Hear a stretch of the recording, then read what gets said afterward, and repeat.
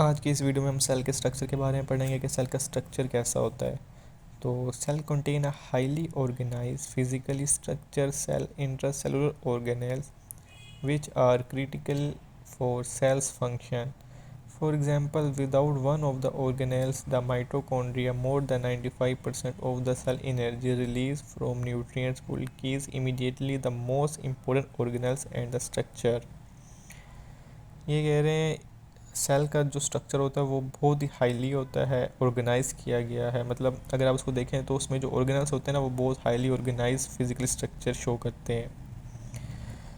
सबसे ऊपर जो मेम्ब्रेन, जो हमने आपको पहले वाली वीडियो में बताया कि मेम्ब्रेन होती है, membrane structure of the cell होते हैं। Most organelles of the cells are covered by membrane compose primary of a lipid and protein.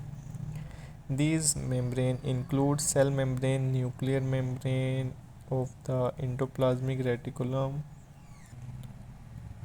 and the mitochondria, lysosomes, and Golgi apparatus.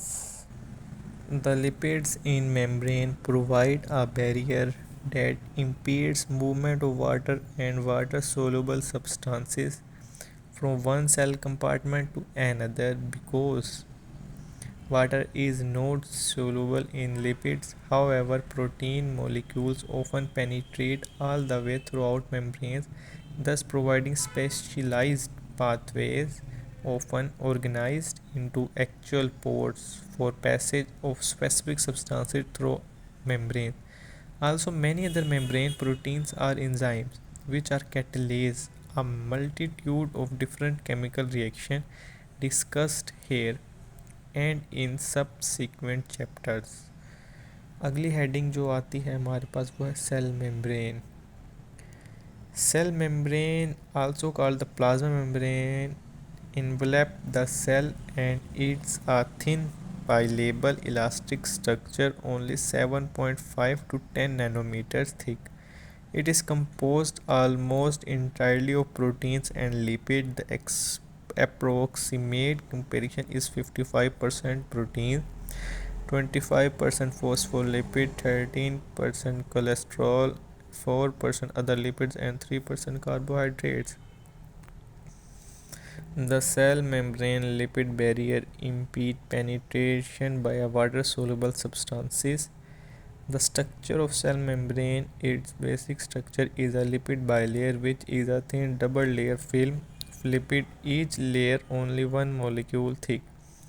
That is continues over the entire cell surface, interseparated in the lipid film that are large globular proteins. अब हम figure 2.3 को देख लेते हैं जिसमें structure of the cell membrane showing that is compose mainly of a lipid bilayer phospholipid molecules but with a large number of proteins molecule protruding throughout the layer. Also carbohydrates are attached to the protein molecules on the outside of the membrane and is additional protein molecules on the inside.